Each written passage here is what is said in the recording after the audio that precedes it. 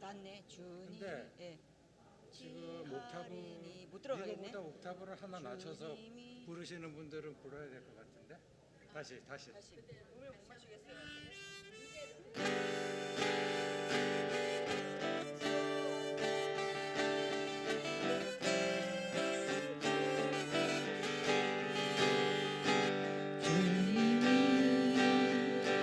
주신 땅으로 더 낮은 거 아니야? 더 낮아. 한 옥타브로. 주님이 이거지.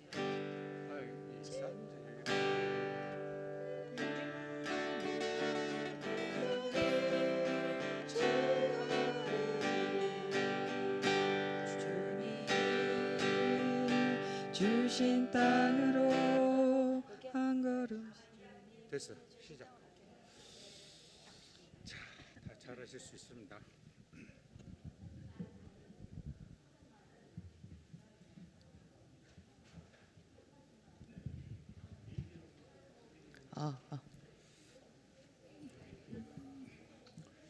자, 오늘도 7월 첫 번째 주일, 7월 첫 번째 주 우리 드림 공동체 예배 오신 여러분들 주님의 이름으로 환영합니다. 아멘.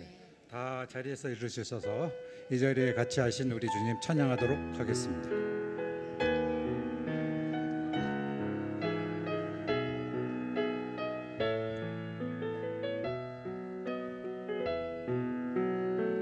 주를 향한 나의 사랑을 주께 고백하게 하소서. 아름다운 주의 그늘 아래 살며 주를 보게 하소서. 주님의 말씀 선포될 때에 땅과 하늘 진동하리니 나의 사랑 고백하리라. 나의 구주 나의 친구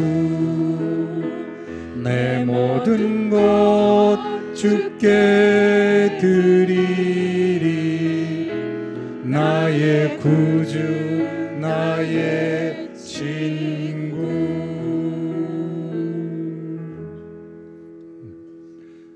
사도신경으로 신앙 고백하시겠습니다. 나는 전능하신 아버지 하나님 천지의 창조주를 믿습니다. 나는 그의 유일하신 아들 우리 주 예수 그리스도를 믿습니다. 그는 성령으로 잉태되어 동정녀 마리아에게서 나시고 본디오 빌라도에게 고난을 받아 십자가에 못 박혀 죽으시고 장사된 지 사흘 만에 죽은 자 가운데서 살아나셨으며 하늘에 오르시어 전능하신 아버지 하나님 우편에 앉아 계시다가 거기로부터 살아있는 자와 죽은 자를 심판하러 오십니다. 나는 성령을 믿으며 거룩한 공교회와 성도의 교제와 죄를 용서받는 것과 몸의 부활과 영생을 믿습니다. 아멘. 다 자리에 착석해 주십시오. 비는 안 오고 날이 굉장히 습하면서 덥죠. 그래도 오늘은 조금 시원한데 하여간 무더위에 지치지 않도록 여러분들 다 건강 신경 써주시면 좋겠고요. 자, 오늘 찬양하도록 하겠습니다.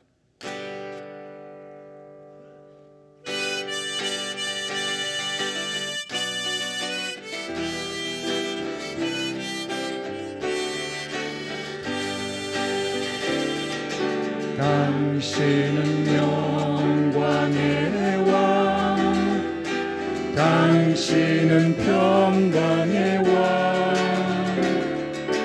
당신은 하늘과 땅, 당신은 선의의 아들.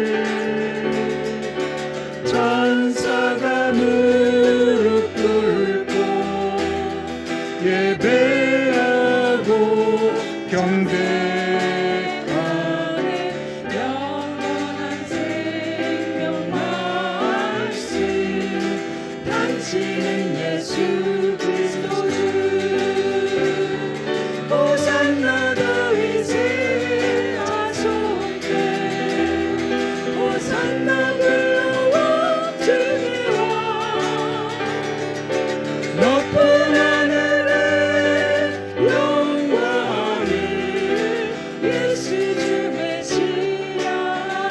당신은 영광의 왕, 당신은 영광의 왕,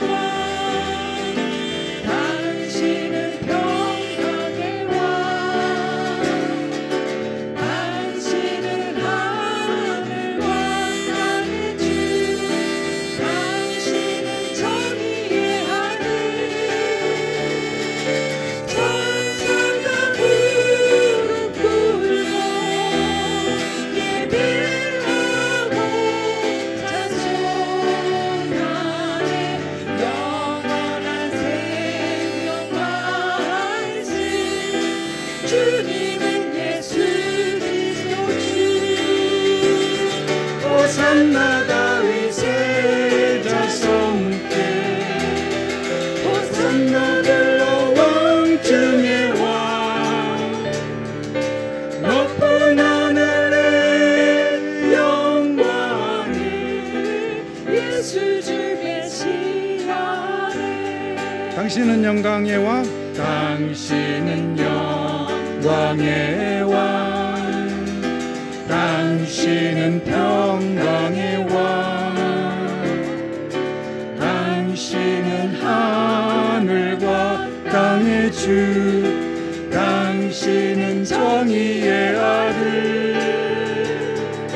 전사가 무릎 꿇고 예배하고 찬양하네.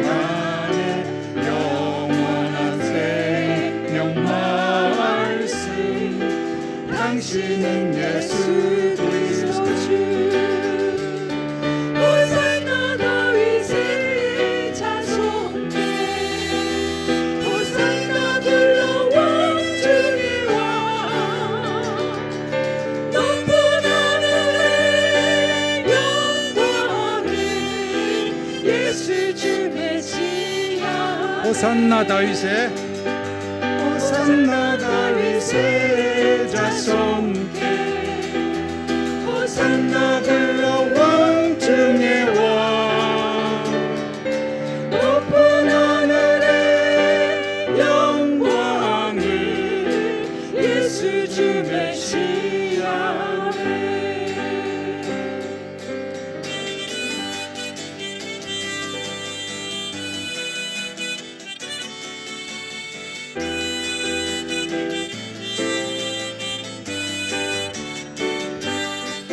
당신은 지금 어디 가나요? 발걸음 무겁게 이 세상 어디 쉴 곳 있나요? 머물 곳 있나요? 예수 안에는 안식이 있어요. 평안이 넘쳐요. 십자가 보혈 믿는 자마다 구원을 받아요. 예수 믿으세요. 예수 믿으세요. 예수 믿으세요. 예수 믿으세요. 예수 믿으세요. 당신은 오늘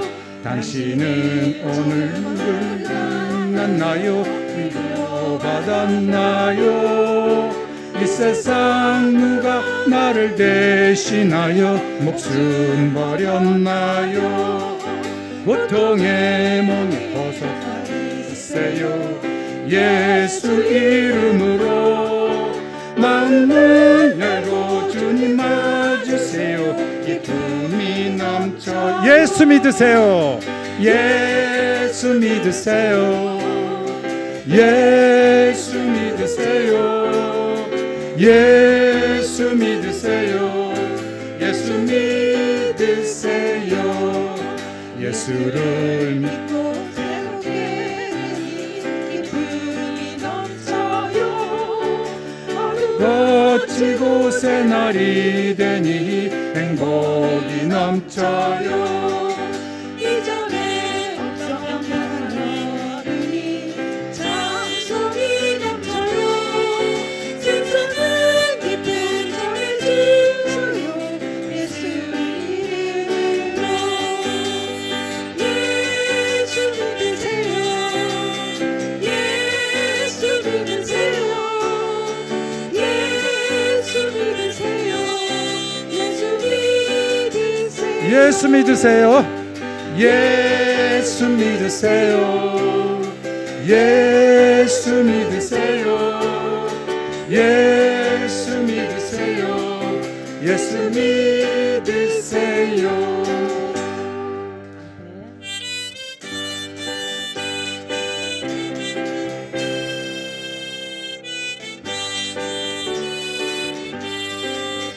주의 음성을 내가 들으니 사랑하는 말일세.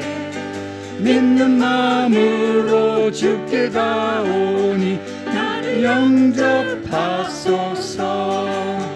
내가 매일 십자가 앞에 더 가까이 가오니 구세주의 흘린 보배 비로소 나를 정케 하소서.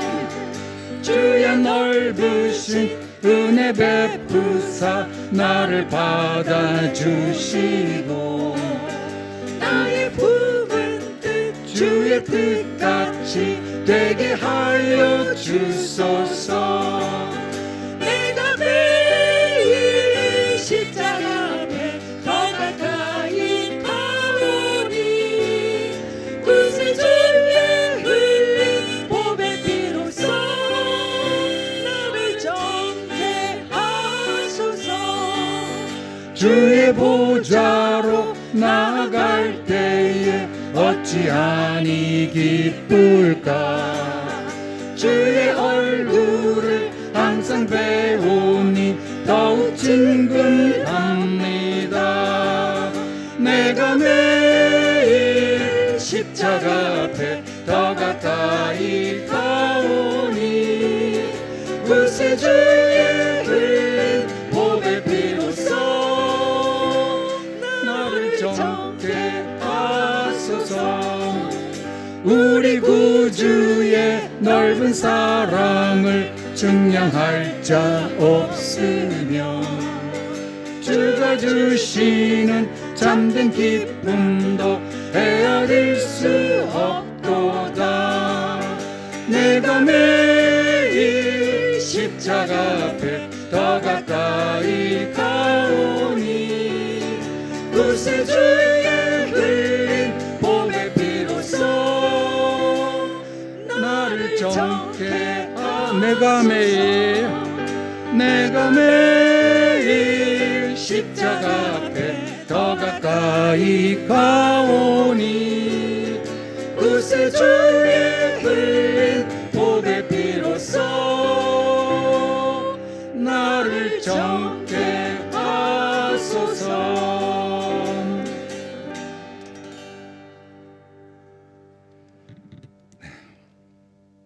그날에 여호와께서 말씀하신 이 산지를 지금 내게 주소서. 그 성읍들은 크고 견고할지라도 여호와께서 나와 함께 하시면 내가 여호와께서 말씀하신 대로 그들을 쫓아내리이다. 아멘. 갈렙이 한 말입니다. 85세.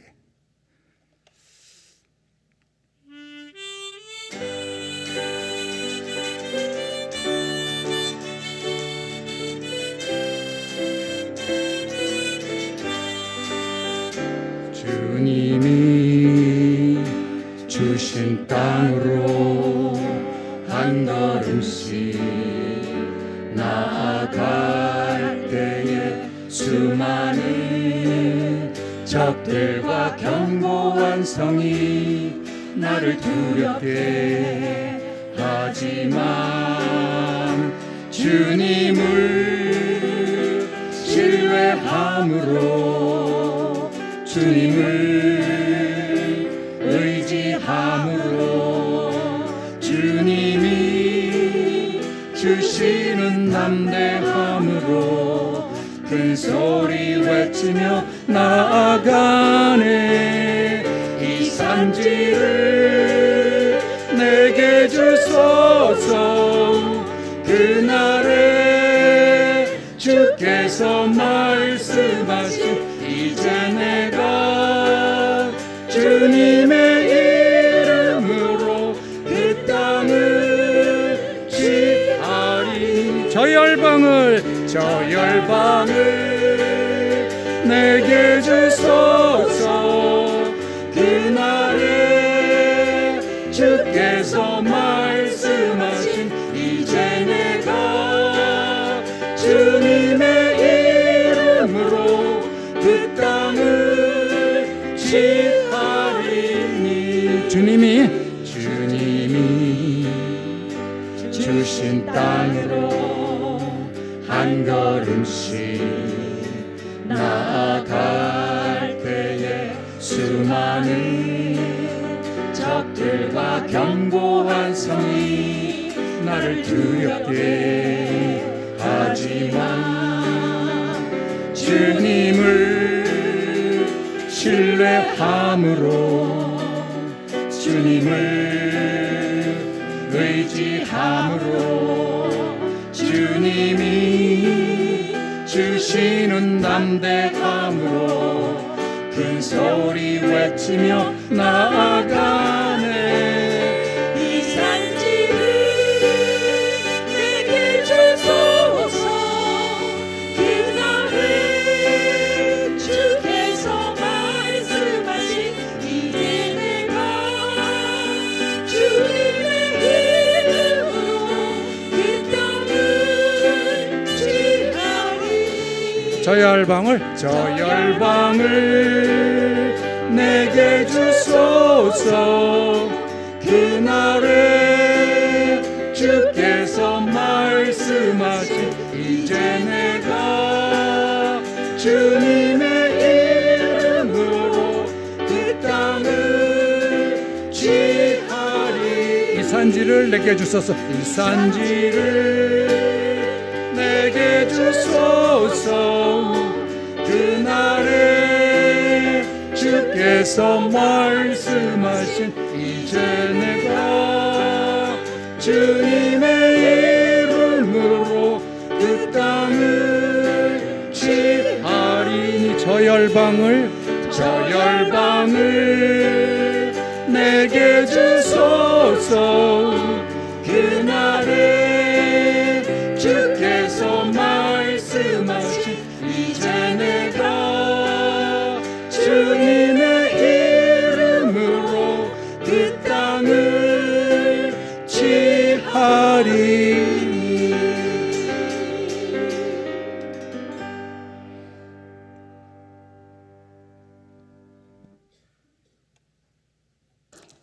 할렐루야. 찬송과 영광과 지혜와 감사와 존귀와 권능과 힘이 우리 하나님께 세세토록 있을지어다. 좋으신 하나님, 드림 공동체 예배를 통하여 은혜 위에 은혜를 더하여 주시옵소서. 이 시간 목사님을 통하여 주시는 말씀으로 새 힘을 얻게 하시고 영적으로 성숙하고 믿음이 견고해지는 복된 시간으로 은혜를 베풀어 주시옵소서. 우리의 삶의 여정이 힘들고 어려울지라도 거룩하신 하나님, 신실하신 하나님, 진실하신 하나님을 바라보며 위로부터 주시는 위로와 평강으로 채워 주시옵소서. 우리를 사랑하심으로 우리의 마음을 여시고 신의 성품에 참여케 하신 하나님, 언제나 우리 옆에 계신 하나님을 믿음의 눈으로 보게 하시옵소서. 우리의 삶과 죽음 속에서 침묵하신 하나님, 희생 제물로 드려주신 하나님으로만 바라보는 우리에게 생명수 샘으로 인도하시고 영원한 생명의 보증이 되어 주시옵소서. 끝까지 인내의 믿음으로 승리하게 하시옵소서. 감사드립니다. 예수님 이름으로 기도드리옵나이다.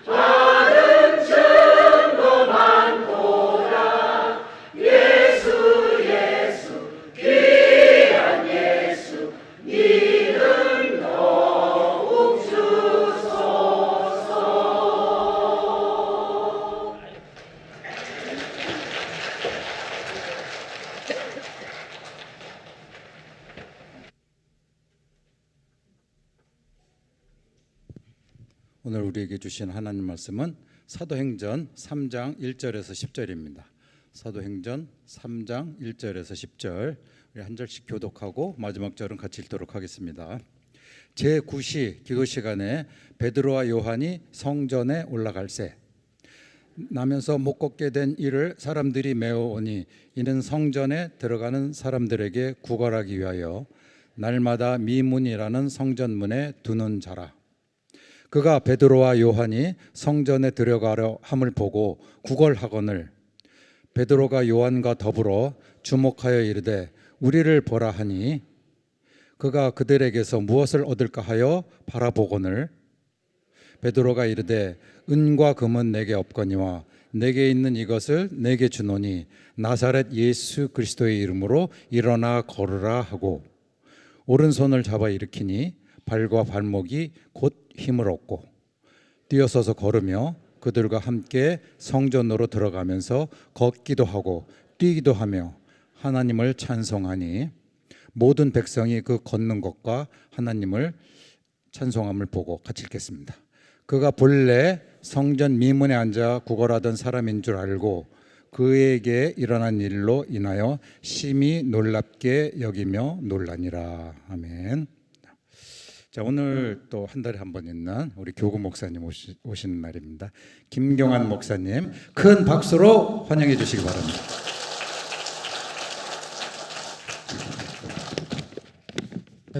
드림 공동체에서 또 설교할 수 있는 기회를 주신 우리 하나님과 우리 드림 공동체 우리 모든 임원분들께 감사드립니다. 오늘 말씀을 보면은 베드로와 요한은 제9시에 기도 시간에 성전에 올라가 기도를 하게 되었다라는 말씀으로 말씀이 시작되고 있습니다. 다 아시다시피 성경에서 말하는 시간과 오늘 우리가 사용하는 시간과는 좀 다른 개념을 사용하고 있더라고요.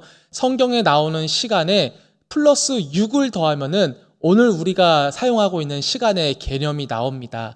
그러니까 제9시에라고 말하는 것은 오늘로 따지면은 6을 더해서 15시, 오후 3시가 되는 거죠. 이스라엘 백성들에게는 매일매일 2번의 기도 시간이 있었다고 합니다. 이른 아침과 이른 저녁마다 기도하는 시간들이 있었대요. 이 오후 3시라는 것은 이른 저녁 기도 시간이었다라고 얘기를 하고 있습니다. 그래서 이 베드로와 요한이 성전에 올라간다라는 것은 이제 늘 하던 대로 이스라엘 백성들이 마치 아침을 먹고 점심을 먹고 저녁을 먹듯이 늘 하던 대로 아침 기도를 갖고 저녁 기도를 가던 시간이었다라고 얘기를 하고 있습니다. 이 이스라엘 백성들에게 이 아침 시간, 이 저녁 기도 시간이 얼마나 중요했냐면은 기원전 63년 로마 폼페이스 장군이 이끄는 군대가 예루살렘 성전을 포위하고 있었을 때 그때도 유대인들은 정해진 시간에 기도를 하러 나갔다라는 기록이 있었대요. 전쟁이 있든 누가 우리나라를 지금 침략하러 오든 상관없이 이른 아침과 이른 저녁 정해진 시간이 있으면은 늘 기도하러 나갔던 그 모습을 우리가 보게 됩니다. 제가 신앙생활을 여기까지 이렇게 방주교회 좋은 교회를 만나 목회를 할 수 있었던 이 여정들을 생각해 보면은 가장 처음 스타트가 청년부 때 찬양팀을 하게 됐었던 것 같아요. 청년부 때 찬양팀을 하게 되면서 신앙이 자라고 그 자라는 신앙 가운데 목회의 길을 걷게 되고 여기까지 올 수가 있었던 것 같은데 그때 여러 가지 에피소드들 중에 하나가 한 가지 생각나는 게 있는데요. 귀가 굉장히 예민한 피아노를 치는 누나가 한 명 있었어요. 음악하는 분들은 이제 귀가 예민해야지 좋은 음악을 할 수 있잖아요. 왜냐하면 좋은 소리를 민감하게 반응할 수 있어야 내가 좋은 소리를 낼 수 있지 않습니까? 근데 예를 들어 피아노라든지 기타 같은 거는 어디를 누르면 어떤 음이 나온다라는 게 정확하게 돼 있잖아요. 하지만 바이올린 같은 현악기는 어떻습니까? 어디를 누르면 어떤 음이 정확하게 나온다라는 표시가 없죠.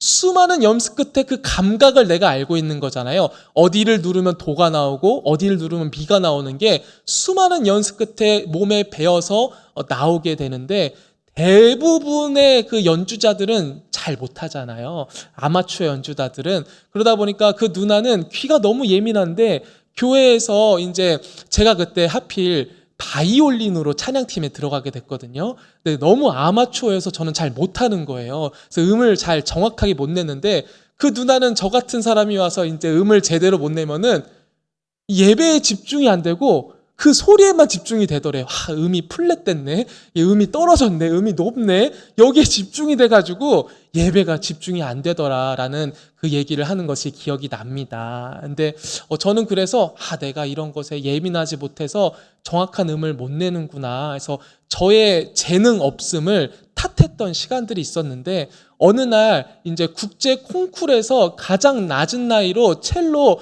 1위를 한 사람이 TV 방송에 나오게 됐어요. 그 TV 방송에 나와서 자신이 얼마나 연습을 많이 하느냐라고 얘기를 하는데, 여러분들 국제대회에서 최연소로 1위 할 정도면은 얼마나 잘하는 사람이겠어요? 얼마나 재능이 넘치는 사람이겠습니까? 근데 그 사람이 무슨 얘기를 하냐면은 연습을 이틀만 쉬어도, 그 세계 최고였던 그자가 연습을 이틀만 쉬어도 자기가 음을 정확하게 못 내더래요. 세계 최고도 연습을 하루 이틀만 게을리 하더라도 내가 음을 정확하게 못 내는 자기 자신을 보게 된다더라라고 얘기를 했습니다.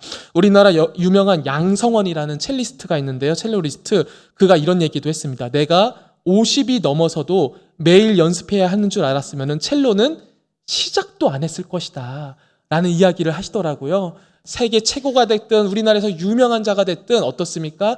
정확한 음을 내기 위해서는 하루도 연습을 쉬면 안 되더라라는 것. 근데 신앙생활도 마찬가지인 것 같아요. 신앙생활도 어떻습니까? 내가 이만큼 예배 드렸으면 됐지. 내가 이런 직분 받고 많은 예배 참석했으면 됐지. 이 정도는 내가 됐으면 예배를 안 드려도 되지 않을까? 내가 쌓아놓은 신앙의 생활들과 여정들과 예배들이 있는데 절대 아닌 거죠. 이 첼로리스트가 그 악기 하나 다루기 위해서 하루도 쉬면은 자기가 그 악기를 제대로 다루지 못하는 자기를 발견하듯이 우리도 어떻습니까? 얼마나 예배를 쌓였든, 얼마나 많은 예배를 들었던, 얼마나 많은 직분을 받고 봉사와 섬김을 했든 상관없이 우리가 꾸준히 하던 신앙생활의 그 여정들이 멈췄을 때 우리가 얼마나 연약한 존재로 돌아갈 수 있는가. 저도 이 방주교회에서도 장로교 교단에서 목사라는 명찰을 달아주셔서 감사히 늘 예배의 자리에 있을 수 있는 것이지, 저도 예배의 자리에서 너무 피해져 있고 멀리 떨어져 있으면은 저도 하나님부터 멀어지는, 말씀대로 살아가지 못하는 저를 너무나도 쉽게 발견하는 것을 저는 보게 됩니다. 그래서 어떻습니까? 이스라엘 백성들 전쟁이 나는 그 순간에도 이른 아침과 이른 저녁 기도 시간을 포기하지 않고 나아갔듯이 우리 드림 공동체에 오신 우리 모든 성도님들도 어떠한 상황과 형편 가운데 있든 예배의 자리를 포기하지 않고 또 몸에 불편함 없이 언제든 주님의 몸된 교회에 나와 예배 드릴 수 있는 은혜가 있길 주님의 이름으로 축복드립니다. 나면서부터 못 걷게 된 이 사람은 성전 미문 옆에 나와서 성전에 들어가는 사람들에게 구걸했다라고 얘기를 하고 있습니다. 아무래도 매일매일 기도를 하러 들어가고 예배를 하러 가는 사람들 마음 가운데는 늘 긍휼함이 있잖아요. 왜냐하면 나도 하나님의 긍휼하심을 입어야 되기 때문에 하나님께서 하나님을 사랑하듯이 이웃을 사랑하라고 말씀하신 것처럼 나도 하나님의 긍휼이 필요하듯 저 사람도 누군가의 긍휼이 필요하겠다, 이런 어떤 인간의 연민적인 그런 마음들을 건드리고 싶었나 봐요. 그래서 이 나면서부터 걷지 못한 사람은 늘 성전 미문에 나와 구걸했다라고 얘기를 하고 있어요. 오늘 함께 읽은 말씀은 아니지만 4장에 보시면은 그의 나이가 40여 세더라라고 얘기를 하는 걸 보면은 거의 40평생을 성전 미문의 앞에 나와서 구걸하는 인생을 살았다라는 것을 우리가 추측해 볼 수가 있는 것이죠. 이슬람교에 유명한 기간이 있다라고 합니다. 라마단 기간이라고 하는데, 이슬람교의 라마단 기간은 금식을 하는 기간이래요. 약 한 달의 시간 동안 금식을 하면서 절제를 좀 철저히 하는 시간을 갖는데, 이 라마단 기간에는 사람들이 이슬람 성전에 나와서 이제 예배를 드리러 나오게 될 때가 많은데, 그러다 보니까 전 세계에 퍼져 있는 이슬람 교인들이 이슬람교 성전에 와서 그 라마단 기간을 기념하는 시간을 보낼 때가 많대요. 그럼 보통 전 세계에 퍼져 있었던 사람들은 1년에 한 번 정도 오니까 얼마나 많은 어떤 기대와 소망과 긍휼함, 인자함을 바라면서 오게 되는 것이죠. 그리고 또 이슬람교들이 이 라마단 때 이슬람 성지를 오기 위해서는 굉장한 많은 돈을 들여야지만 올 수 있다고 합니다. 그러다 보니까 경제적으로 넉넉하신 분들이 전 세계에서 오게 되는 거죠. 그 라마단 기간을 지키기 위해서. 그러다 보니까 이 라마단 기간에 구걸을 하면은 굉장히 많은 돈을 벌 수 있다고 합니다. 그래서 이 라마단 기간을 기다리는 거지들이 많대요. 그래서 이 라마단 기간에 이슬람 성전의 근처에 가가지고 구걸을 하면은 도시에서 이제 일반적인 경제 활동을 하는 분들의 한 달치 월급을 그 라마단 기간 동안 구걸로만 벌 수가 있다라고 합니다. 솔깃하죠? 이게 구걸만 해도 한 달치 월급을 챙길 수 있다니. 하지만 어때요, 여러분들? 그 한 달치 월급은 사실은 1년으로 따지면은 작은 돈이잖아요. 그게 연봉이 된다고 했을 때 대충 계산해서 우리가 한 달에 200에서 300을 번다고 생각을 해봅시다. 300만 원, 우리가 구걸에서 벌 수 있는 돈으로는 굉장히 큰 금액이지만 내가 1년 내내 300만 원밖에 벌 수 없다? 그러면 작은 돈이 되어버리잖아요. 구걸에서 얻는 인생, 그 구걸에서 얻는 건 잠깐의 달콤이 올게 될지도 모르겠지만 내 평생의 인생으로 봤으면은 너무 작은 돈이라 그 구걸하는 인생은 어때요? 나면서부터 안진뱅이일 수밖에 없었던 2차처럼 평생에 구걸할 수밖에 없는 거예요. 구걸을 통해서 뭘 얻게 된다면은 나는 평생에 구걸을 해야지만 이것을 만족하고 충족되는 삶을 살아갈 수밖에 없다라는 것이죠. 우리 신앙생활도 또 마찬가지인 것 같아요. 나도 모르게 구걸하는 신앙생활을 하게 되는 것 같아요. 하나님, 이것도 주세요, 저것도 주세요, 이거 저거 다 주세요, 이런 우리가 뭐가 주세요라고 하면서 신앙생활도 우리가 구걸을 할 때가 있는 것이죠. 하나님 물론 우리의 필요를 아시기 때문에 우리의 기도 제목 가운데 응답하시는 분이셔서 우리가 원하는 것들, 기도하는 것들 주시는 분인 줄 믿습니다. 하지만 그게 전부인 분은 아니시다라는 거죠. 내가 필요할 때 뭐 좀 주세요, 뭐 좀 해결해 주실 때 이거를 해결해 주는 분이 전부인 분이 우리 하나님은 아니라는 것이라는 것을 우리는 기억을 해야 될 것입니다. 우리 하나님은 사실은 우리 앞에 놓여진 문제가 있을 때마다 우리가 이것을 치워주세요라고 기도하면은 그것을 치워주시기도 하지만 우리 하나님은 어떤 분이시냐? 우리 인생 앞에 문제가 놓였을 때 이 문제를 치워주실 뿐만 아니라 이 문제가 내게 아무런 문제가 되지 않게 해주신 분이신 것 같아요. 때마다 나의 문제를 치워주시기도 하지만 안 치워주시기도 하잖아요. 근데 안 치워주신다고 하나님이 내 기도를 안 들으시는 것도 아니고 나를 긍휼히 여기시지 않은 것도 아니고 하나님이 능력이 없는 것도 아니라 내 인생의 문제를 치워주실 때도 있고 안 치워주실 때도 있지만 안 치워진 문제마저도 아무런 문제가 되지 않게 해주신 분이 바로 우리 하나님이신 것 같더라고요. 제 인생보다 갑절의 인생을 사신 분들이 이미 다 그걸 경험하셨을 텐데 성경에도 보면 요셉이라는 인물이 나오지 않습니까? 요셉, 사실은 굉장히 기구한 인생을 살았어요. 형들에게 미움을 받아 노예상인한테 팔려서 가정주부가 되어지는 일을 경험하지 않습니까?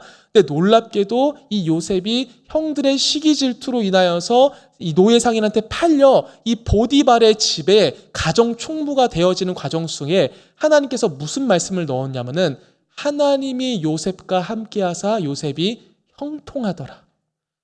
형들에게 팔려서 종이 됐는데 하나님이 함께하사 형통했대요.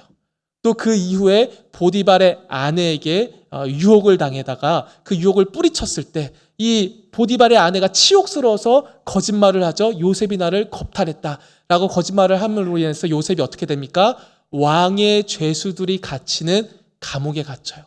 그리고 나서 또 말씀은 뭐라고 말하냐? 하나님이 요셉과 함께하사 요셉이 형통하더라. 사실 형통할 게 없잖아요. 형들 때문에 종으로 팔렸고 모함을 당해서 감옥에 갇혔는데 형통할 일이 없잖아요. 근데 하나님은 뭐라고 얘기를 하세요? 하나님이 함께하사 요셉이 형통하더라. 요셉의 인생의 문제가 아무것도 치워지지 않았어요. 하지만 어때요? 요셉의 인생은 아무런 문제가 없죠. 형의 시기 질투 가운데 노예 상인한테 팔려서 종이 됐지만 요셉의 인생에 아무런 문제가 없어요. 그 종으로 삶을 살아갈 때 하나님이 함께하사 그가 손대는 모든 일들이 잘 되게 하서 보디발에게 인정을 받아 총무까지의 역할로 올라가는 것을 보게 되죠.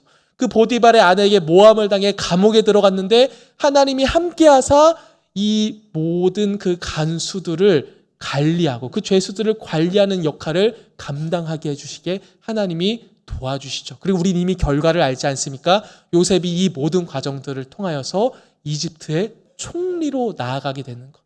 하나님께서는 그 문제를 치워주진 않으셨어요. 형들의 시기질투 가운데 노예상으로 팔려갈 때 하나님께서 갑자기 막 백마를 타고 달려오셔서 형들을 혼내시고 노예상인들을 없애버리시고 아버지 품에 돌아가게 하지 않았습니다. 보리발의 아내에게 모함을 당해 감옥에 갈 때도 하나님께서는 어떻게 보면 아무것도 안 도와주신 것처럼 보여요. 하지만 요셉의 인생에는 아무런 문제가 없죠. 그게 우리 하나님이신 것 같아요. 내가 주세요 주세요 주세요 할 때마다 그것을 들어주시는 분도 하나님이시지만 그것을 안 들어주실지라도 우리 인생을 아무런 문제가 없게 하시는, 우리 인생 앞에 놓여진 문제가 아무런 문제가 되지 않게 해주신 그 하나님이 바로 우리 하나님이신 것 같더라고요. 그래서 우리가 구걸하는 신앙 가운데서도 은혜를 받을 수 있지만 우리가 어디까지 나아가야 돼요?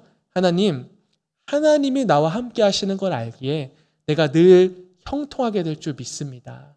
내가 원하는 눈앞에 있는 결과들과 현실들이 아닐지라도 하나님이 나를 가장 잘 아시고 하나님이 나의 가장 필요를 잘 아시며 하나님이 이 온 우주 만물을 주관하시는 분이시기에 내가 지금 감당할 수 없는 이 문제도 하나님이 인도하시는 것인 줄 믿습니다. 그 믿음이 있을 때 어때요? 우리는 더 이상 구걸하는 신앙생활을 하는 것이 아니라 하나님과 함께 교제하며 하나님을 찬양하며 언제나 기쁨으로 예배와 기도를 생활할 수 있는 우리들이 될 줄 믿습니다. 구걸하다가 이 베드로와 요한을 만난 이 안진뱅이는 또다시 그들에게 구걸을 하게 됩니다. 베드로는 뭐라고 말하냐? 나는 돈이 없다. 은과 금은 내가 없거니와 라고 얘기를 합니다. 이 베드로와 요한이 정말 돈이 없었던 것 같아요. 주기 싫어서 돈이 없다라고 말한 게 아니라 정말 없었던 것 같습니다.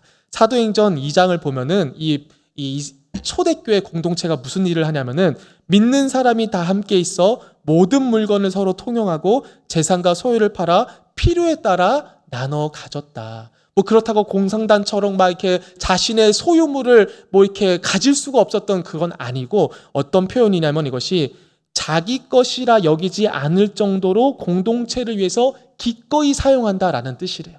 이 나의 재물을, 나의 재산을 내 것이라고 생각하지 않을 정도로 공동체를 위해서 기꺼이 사용하는 것, 그것이 바로 믿는 사람이 다 함께 있어 모든 물건을 서로 통용하고 재산과 소유를 팔아 필요에 따라 나눴던 그 초대교회의 모습이었다라고 합니다. 그러다 보니까 이 베드로는 공동체원들을 위해서 자기 재산을 쏟아 보니까 기도하러 나갈 때 이제 은과 금이 이제 넉넉하게 없었던 것이죠. 그가 구걸하는 인생을 끝낼 정도로 해 줄 수 있는 은과 금은 베드로에게 없었던 것 같습니다. 왜냐하면 아무리 내가 지금 잠깐의 그 긍휼함을 가지고 돈을 줄지라도 이 사람이 지금 40평생 구걸을 했듯이 내가 지금 약간의 긍휼함을 가지고 무언가를 줄지라도 이 사람은 앞으로도 평생 죽을 때까지 성전 미문에 나와 구걸하는 인생을 살아갈 수밖에 없으니 베드로는 은과 금은 내게 없거니와 라고 말하면서 다른 이야기를 하게 되는 것이죠. 우리 안에 교회는 이래야 돼 라는 각자의 교회론들이 아마 다 있을 것 같아요. 교회는 예배를 집중해야 돼. 아니면 교회는 교육이 잘 세팅돼야 돼. 교회는 봉사를 잘해야 돼. 교회는 세상에 적극적으로 참여해야 돼. 교회는 막 이러면서 각자의 어떤 교회는 이래야 돼 라는 것들이 있지 않겠습니까? 근데 예를 들어 예배와 교육과 섬김을 더 한다라는 것은 다 좋은 가치이지만 더 많은 봉사, 더 많은 사회 참여라는 어떤 부분에 있어서는 교회가 연약한 부분이 있을 수밖에 없는 것 같아요. 왜냐하면 우리는 봉사활동 뭐의 전문가는 아니잖아요. 사회 참여의 전문가는 아니잖아요. 참여는 하고 섬겨야 되긴 하지만 그거를 완전 전문적으로 할 수 있는 모임은 아니다 보니까 부족할 수밖에 없는 것 같아요. 하지만 우리가 잘하는 거 뭐가 있어요? 우리 교회가 가장 잘하는 거? 우리 교회가 가장 잘할 수 있는 것은 바로 예수 그리스도의 이름의 능력을 소개하는 것. 이 예수 그리스도의 이름의 능력을 소개하는 것. 이거는 만큼은 우리가 포기해서는 안 되는 것이죠. 우리가 봉사활동이 조금 미숙하고 사회 참여가 조금 부족할지라도 우리에게 있어야 되는 것은 무엇입니까?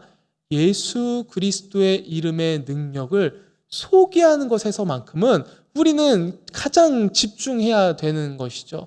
우리가 이제 교구에서 각자 교구에서 1교구부터 5교구까지 국내 아울치를 다녀오지 않았습니까?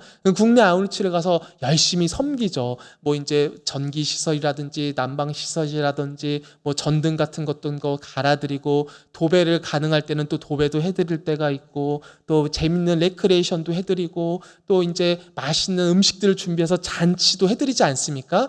그렇게 열심히 어르신들을 아울치를 통해서 섬기는 이유와 목적이 뭐예요? 결국에는 예수 그리스도의 이름을 그들에게 소개하기 위한 것이죠. 그러다 보니까 우리의 마을 잔치가, 우리의 어떤 섬김이, 돌봄이, 어떤 사회적인 참여가 부족할지라도 그 부족한 도구를 통해서 우리가 정말 해야 되는 것은 뭐예요? 예수 그리스도의 이름의 능력을 잘 소개해야 되는 것. 베드로가 그랬던 거죠. 은과 금은 내게 없거니와 뭐가 있는 거예요? 예수 그리스도의 이름의 능력을 베드로가 갖고 있기에 그 이름의 능력으로 어떻습니까? 그를 일으켜 세워 죽어라는 인생을 끝마치게 하고 이제는 스스로 걷고 뛰게 하는 그들의 근본적인 문제의 해결을 해주는 것을 우리가 보게 됩니다. 우리 교회도 사회에 참여하든 봉사활동하든 여러 섬김에 있어서 가장 중요한 게 뭐예요? 예수 그리스도의 이름을 소개하여서 그들의 근본적인 문제, 죄의 문제, 죽음의 문제, 영원한 생명의 문제, 천국의 문제를 해결해 주는 것. 그것이 바로 우리 교회가 해결해 줘야 되는 것이죠. 이 예수 그리스도의 이름의 능력이 어디에 있습니까?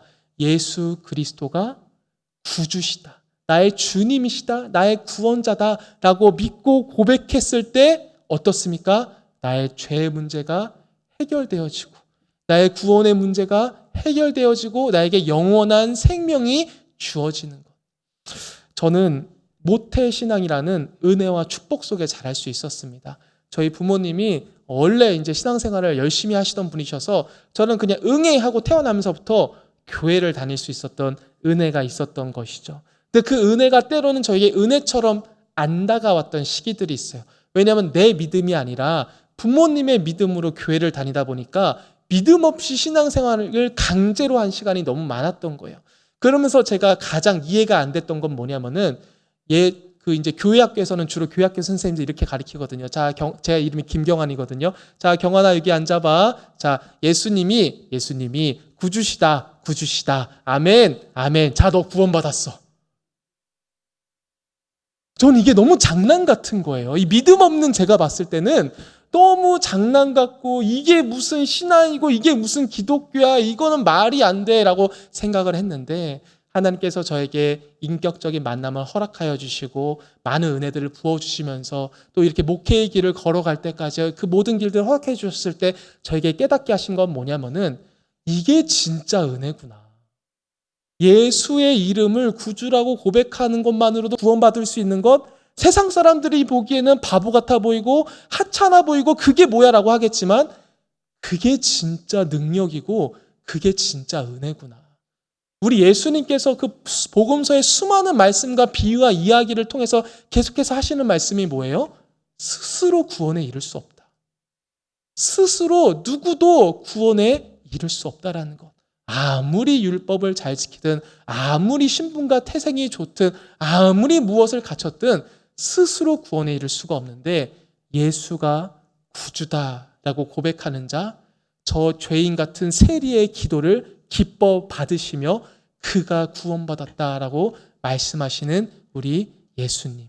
그 예수님의 이름을 진정으로 나의 구주시다, 나의 주님이시다 고백하는 그 입술 가운데 하나님이 우리에게 구원을, 우리에게 영생을, 우리의 천국의 삶을 은혜로 주실 줄 믿습니다. 이것이 바로 우리가 하나님이 주신 가장 큰 능력이자 은혜임을 깨닫게 하시는 은혜가 있었습니다. 근데 더 큰 은혜가 뭔지 아세요, 여러분들? 특별히 오늘 말씀에서 가장 큰 은혜가 뭐냐? 성전 미문에서 구걸하던 이 안진뱅이는 구원을 원하지 않았어요. 그는 그저 하루하루 먹고 살 수 있는 조그만의 돈을 구걸했을 뿐이에요. 근데 그 구걸을 통하여 하나님은 그에게 무엇을 주십니까? 안진뱅이의 병을 낫게 하시고 예수가 구주심을 고백하여 구원을 받을 수밖에 없는 인생을 주시는 것을 우리가 보게 되는 것이죠. 구원을 바라지도 못했던 자에게 구원을 주시는 분이 바로 우리 하나님이시다라는 것. 내가 가장 죄인 되었을 때, 내가 하나님의 말씀에서 가장 멀리 떨어져서 가장 지옥에 가까운 삶을 살아가고 있을 때 하나님께서는 나에게 먼저 다가오사 나는 그거를 바라지도 못했던 존재인데 나에게 구원을 주시는 것. 그것이 하나님의 가장 큰 은혜인 것 같더라고요. 은혜를 믿음으로만 주시는 것도 감사한데 그걸 필요로 하는지도 모르는 인생 가운데 찾아오셔서 믿음을 주시고 구원을 주시는 것. 그것이 하나님의 가장 큰 은혜가 아닐까 생각하게 되었습니다. 우리가 하나님께 나아갈 때, 주로 기도할 때 정답을 물어보지 않습니까? 하나님 이게 맞습니까? 저게 맞습니까? 하나님 응답해달라고. 우리 늘 정답을 물어보는 것 같아요. 하나님 이 길로 가는 것이 맞습니까? 저 길로 가는 것이 맞습니까? 우리 하나님께 늘 정답을 구하지 않습니까? 근데 우리 하나님은 어때요? 우리 하나님은 정답이 중요하신 분은 아니신 것 같아요. 내가 원하는 것을 당장 주세요라고 했을 때 그게 너에게 필요한 것이 아니다. 우리 하나님이 우리에게 원하시는 것은 뭔 것 같아요? 오늘 말씀만으로 봤을 때는 알지도 못한 채 이 베드로와 요한에게 인생을 구걸하는 것처럼 하나님께 나의 필요를 물으며 나아가는 것. 내가 정답을 갖고 있든 정답이 아닌 오답을 갖고 있든 이 오답만을 평생의 내 목적인 것처럼 꽉 쥐고 주님께 가지고 나아 기도 제목으로 나아갈지라도 우리 하나님은 어떠신 분이에요? 그 오답을 정답으로 바꾸셔서 우리에게 꼭 필요한 것을 주시는 분이 우리 하나님이시더라고요. 중요한 건 뭐예요? 내가 지금 정답을 묻고 있는지 오답을 묻고 있는지 우린 그게 궁금하지만 우리 하나님은 원하시는 것은 너가 뭘 묻든 나에게 와서 물었으면 좋겠다. 사람에게 가는 것이 아니라 점집에 가는 것이 아니라 돈을 쫓아가는 것이 아니라 우상 숭배를 쫓아가는 것이 아니라 정답을 갖고 있든 오답을 갖고 있든 그 모든 것을 가지고 나에게 나오는 것, 하나님께 나오는 것, 그것을 하나님께서 원하신다라는 것을 우리는 기억하여 내 모든 필요들, 원하는 것들, 때로는 그것이 구걸일지라도 하나님께 가지고 나아갔을 때 하나님이 그것을 우리에게 정답으로 바꿔주셔서 우리의 근본적인 죄의 문제를 해결해 주시고 우리에게 영원한 생명을 허락하여 주시며 내 인생 앞에 놓여진 그 모든 문제들이 문제가 아니게 해주시는 은혜를 주실 줄 믿습니다. 그때 이 안증뱅이가 한 거는 뭐예요? 베드로가 손을 잡고 일으켰을 때 그 손을 뿌리치지 않은 거예요. 베드로가 안진뱅이의 손을 잡고 은과금 내게 없거니와 내 예수 그리스도의 이름으로 명하노니 일어나 걸으라라고 했을 때 그 손을 뭔 소리 하는 거야? 라고 뿌리치지 아니하고 그 손 꼭 붙잡고 일어난 것. 안진뱅이는 이것밖에 한 게 없어요. 그냥 오늘 하루 먹고 살 수 있는 것 좀 주십시오라고 구걸하고 베드로의 말에 그냥 귀 들다가 오른손 붙잡고 안 팽개치고 꼭 붙잡고 일어난 것. 이것밖에 한 게 없는데 그의 안진뱅이의 문제가 해결되어지고 그의 구원의 문제가 해결되어져서 그의 구걸의 인생이 끝나고 하나님과 동행하는 인생이 시작되는 것을 우리가 보게 됩니다. 오늘도 많은 손길들이 우리 성도님들에게 올 거예요. 그러면은 각자 살아온 인생과 경험과 또 이제 그 쌓아온 것들이 있다 보니까 에이 이건 난 필요 없어. 에이 무슨 헛소리 하는 거야. 에이 이런 건 나한테 필요 없어.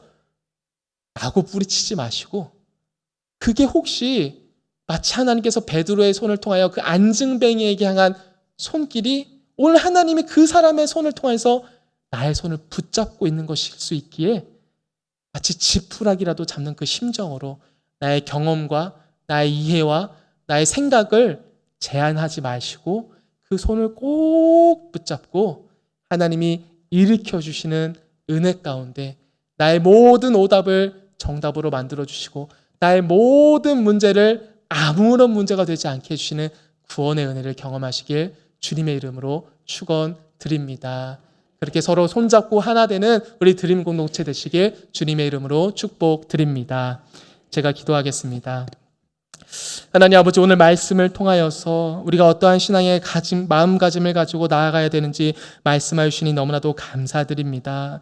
하나님 아버지, 유대인들 하나님 아침과 이른 저녁에 날마다 기도의 자리로 갔듯이 하나님 아버지, 저희들에게 허락하신 그 모든 예배의 자리 늘 충성스럽게 주님께 나아가 주님이 주시는 그 모든 은혜 누리며 살아갈 수 있게 하나님 인도하여 주시옵소서.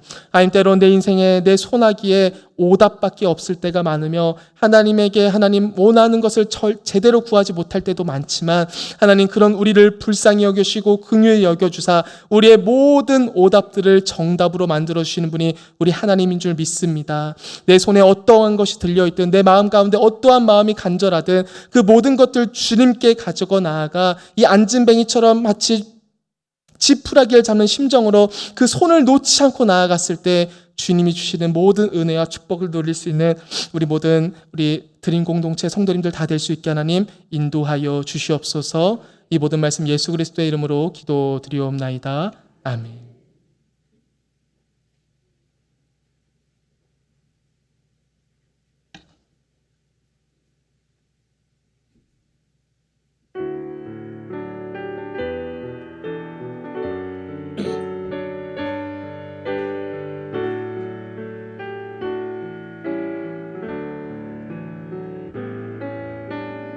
내게 있는 모든 것을 아낌없이 드리네. 사랑하고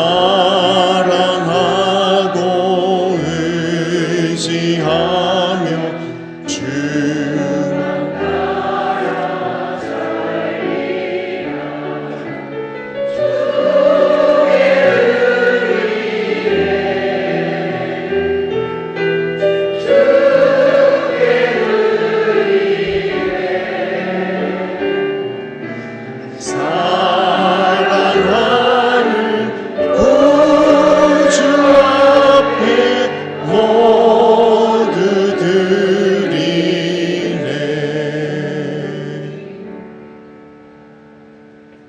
사랑의 아버지 하나님,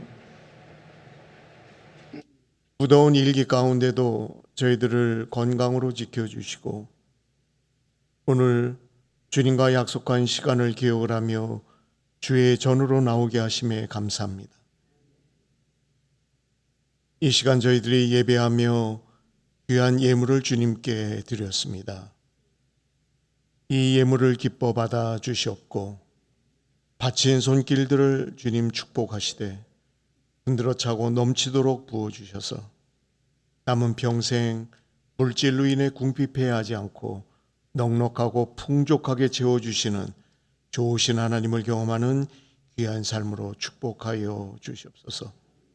이 물질이 복음의 증인이 되는 데 쓰임 받는 귀한 물질이 되게 하시고 생명을 살리는 데 쓰임 받는 귀한 물질이 되게 하시고 사람을 키워가는 데 쓰임 받는 귀한 물질로 축복하여 주시옵소서.